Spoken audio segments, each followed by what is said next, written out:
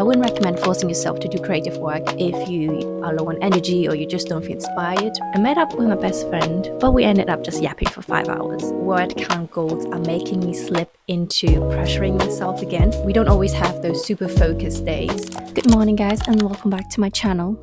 Today I'm standing because if I sit down, the sun's gonna slant into my room and it's gonna blind my eyes.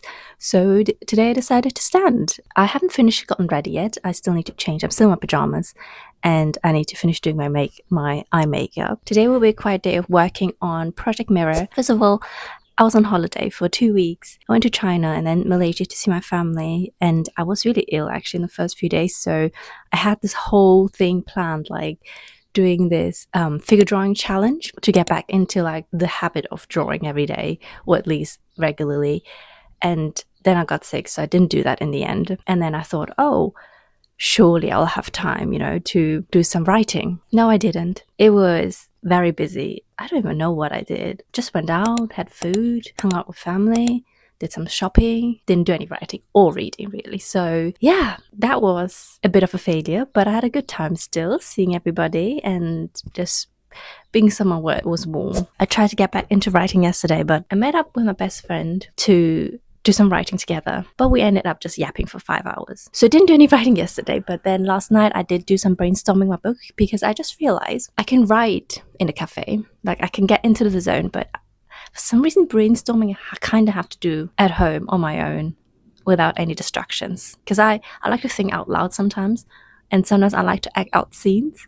So yeah, I can't do that in public. So I did that yesterday. I haven't finished it because then I ended up taking off my nails because they were really grossing me out. So yeah, I need to do some more brainstorming today before I get into any writing. Goals wise, I'm hoping to write 2,000 words, maybe more. Like I really need to catch up. Like the deadline is approaching for my second draft. Like I've got a month and a bit left. I need to get going, and I still have like 20,000 words to write, something like that. So we'll see how that goes. I feel like whenever I take a long break from writing, every day I get really demotivated by the story, and I then struggle getting back into it, and I have to kind of like do a whole, not a reread, but like a quick recap of the whole book to see how the story beats align. Yeah, it's very demotivating because I feel a bit stuck, I'm like, oh, I'm still on the second draft. I'm taking forever. I really want to finish this book. It's a bit of a struggle, but today will be the day. The weather is really nice, so that always helps me. It'll make me feel better about all the other things that's stressing me out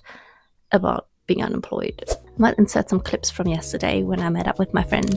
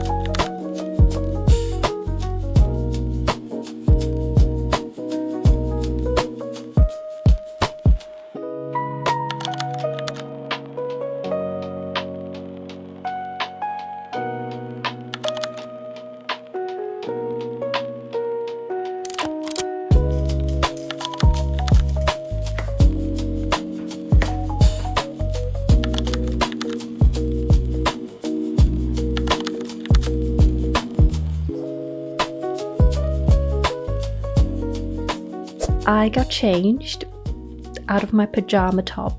I'm definitely still wearing my pajama bottoms, but you're not gonna see that, so that's fine. I just got derailed for like almost 2 hours because I was on the call to the airline to get a refund of an unused ticket that I had because I had to rebook everything. And oh my god, it took ages. I did, however, do some note-taking or really brainstorming on part 3 because I'm not overhauling the plot yet again, but I realized that I'm packing too many events in book 1, if that makes sense. So I was like, oh, maybe I need to just rethink it a bit and tighten things up a little bit, which I know I'll do in draft 3, but I thought I might as well start on it. I kind of read my outline again and tried to figure out where I should be going and where little plot beats should be added for it to be all coherent. Actually, I'm a bit peckish now. after that long ass call. I bought this like leek and potato quiche, I think. I don't remember. But yeah, I'm gonna have that. I'm gonna heat it up. I'm gonna have that. Maybe I'm gonna make myself a drink. I kind of have like a sore throat, I think. So I've been having a lot of apple juice, which is basically my cure for all. So I'm not sure if I'm gonna have tea because caffeine is just gonna irritate my throat even more. So we'll see about that. But yeah, I hope to get started on writing soon.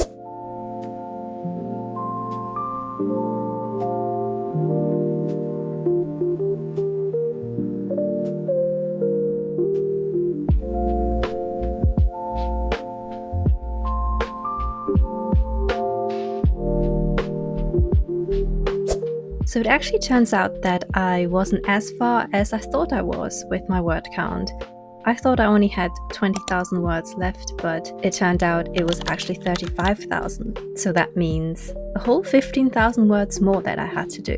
But I'm not gonna let panic set in because 35,000 words or 20,000 words, it doesn't actually matter in the grand scheme of things. If I can write 6,000 words in 3 days, then do the math, but it doesn't seem that daunting in the end.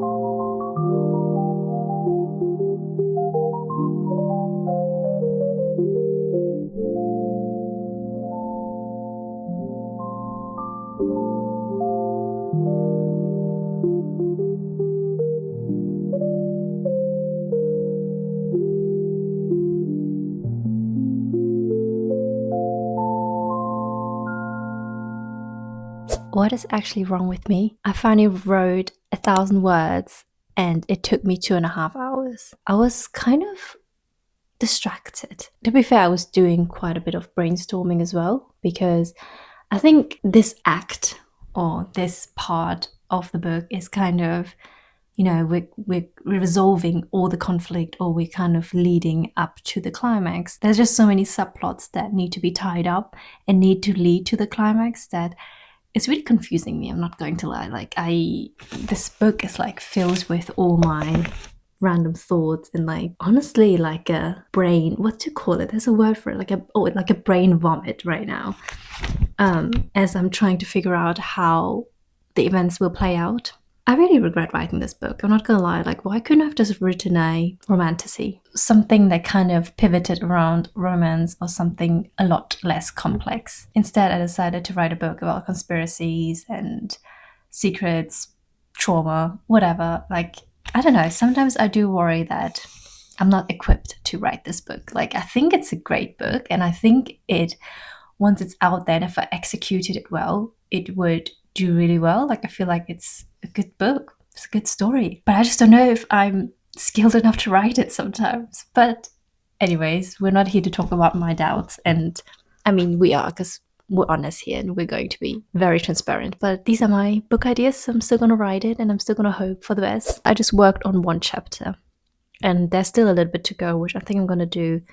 Then I might go upstairs or take a break. I have a headache as well, and also I'm really knackered. I don't know if it's the jet lag, even though like I went to bed at midnight I think, and then I woke up around 7:45.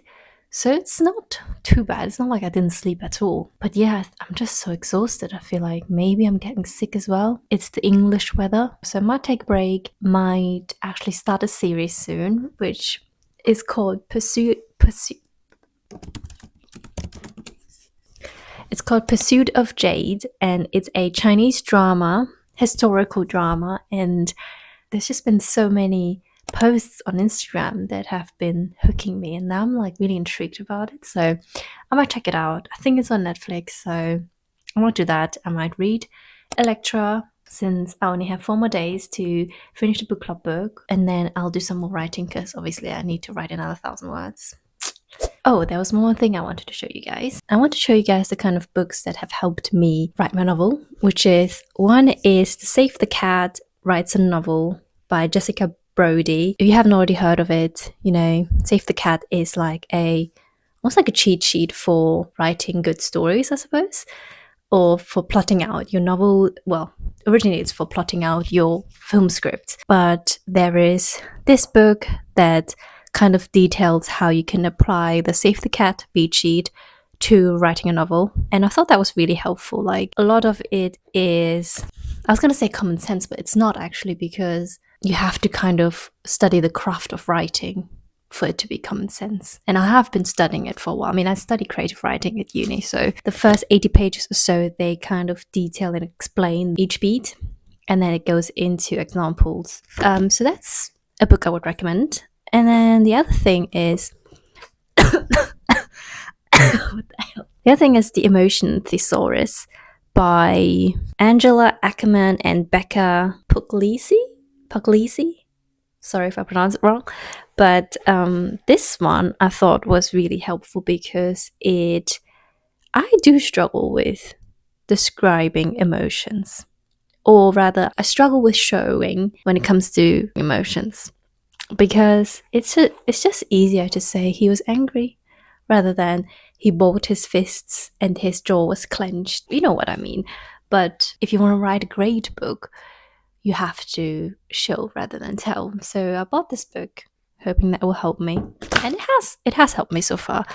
Like, you can basically go onto an emotion and then it will show you what it means, I mean the definition, and then it will show you the kind of physical signals and behaviors that are usually displayed when you feel that type of emotion. There are also internal sensations. Like, there's loads of things that just can help you show an emotion, show how your character's feeling without telling the reader. That's really useful. I feel like I will probably use it more when I'm in my editing stage. I sometimes refer to it in my second draft when I'm in like an editing mode. I spend so much time thinking about the specific word I want to say. So this book helps in ways because it saves me time. Anyways, I'm gonna check back in later.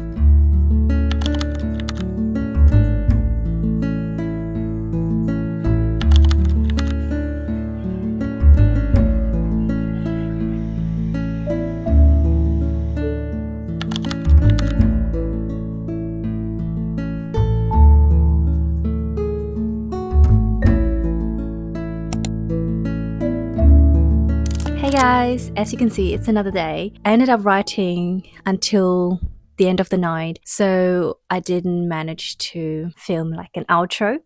So here we go. Oh, there's one more thing.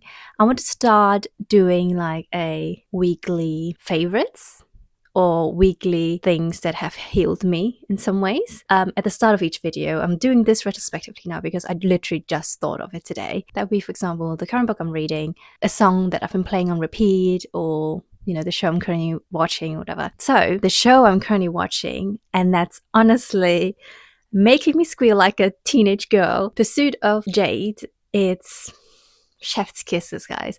I tried watching a historical C-drama like 2 years ago and I just couldn't get into it. Like, first of all, why are there so many episodes? Like, can't we just keep it to like 8 episodes? Couldn't get into the other one. But this one, I was hooked from the start. And obviously it helps that the actors are honestly the cherry on top. Epitome of Chinese Hollywood. The epitome of Chinese beauty.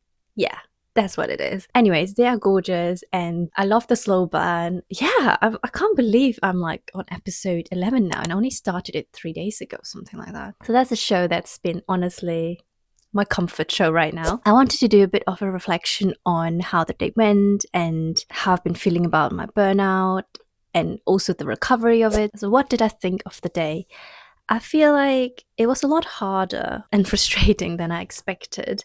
And I know it's because I was on my 2-week holiday and then I sort of lost focus. I didn't really feel that connected to my creativity because I had so many things on my mind, like I just came back and then I had to call the airline and there was just so many small things that kept distracting me from being in the zone with my writing. So that didn't really help that much. Even though it was hard, I felt like it was still better than when I was burned out and still working full time, because in the past it would have felt rushed. I come back from work and then have dinner, whatever, and then try to get into writing. It's really tough because then that means I only have a limited amount of time, like 20 minutes, half an hour, before I then have to get ready for bed. That always felt rushed and like I was just chasing that word count, whereas now it feels a lot more relaxed and it's not as intense being able to dedicate a day to writing and taking my time with it, because like I said, I spent don't know how many hours writing 2,000 words, which is not usually how long I take. So it's good sometimes to have slow days like that, you know? What helped me to create gently instead of forcing it? I think, like I said, it helped that I dedicate the whole day to writing. That was a good idea of mine. Like, props to me. When you haven't done something, and especially like creative work, for quite a long time, like two weeks, it takes time to get back into it, you know? Going forward, I would maybe get all my admin stuff out the way in the morning and then hopefully do the brainstorm the day before. And if not, you know, have a small session of just brainstorming, maybe take a small break and then get into the writing session so that I can really focus on putting words on the page. As you saw, it was quite a low energy day for me. I wouldn't recommend forcing yourself to do creative work if you are low on energy or you just don't feel inspired. But I do think that you should at least try. Like, I don't think you should force it. And, you know, once you've tried and you're still not feeling it, then obviously you can stop, or you should stop.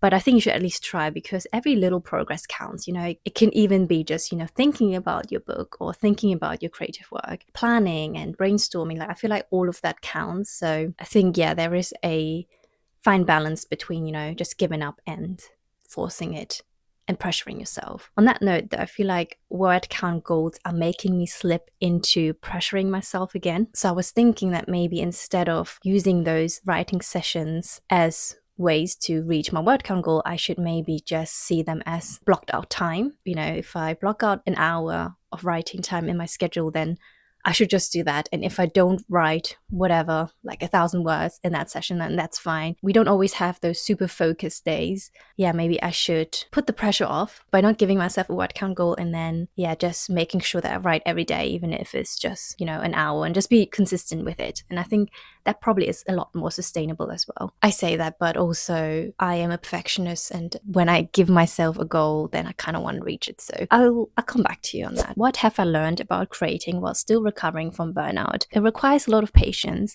and I miss creativity, but I need to let go of hustling and productivity. Even though I really thrive on, you know, finishing my tasks and reaching my goals and ticking off my to-do list, I do think that has led me to burn out. Yeah, I need to be more intentional with my time, take it a bit slower, and be gentle with myself as well, because I just didn't want writing and my unemployment season to turn into another burnout. And in order to prevent that, I have to make it more sustainable. So that means my work doesn't have to be perfect. You know, I need to stop editing whilst I'm writing. Really, all that matters is that I do show up every day, even if it's not perfect. What does progress look like to me now? Besides my word count, I would also consider just brainstorming, thinking about the book, showing up for the work as progress, even though, you know, it might not lead to an increased word count. That's all part of writing, you know, it's not just the actual writing, it's all the drafting and the planning and the brainstorming. I'm trying to shift my mindset a little bit towards that as well, and not just pressuring myself because I didn't reach my word count. Anyways, I hope you're gonna join me again in my next video. I think I'm might dedicate it to drawing. I'm not too sure yet what I'm gonna do. We're all just winging it a little bit, you know? That's just life. So I hope you have a good day, and go and watch Pursuit of Jade, because I want somebody to talk to about this.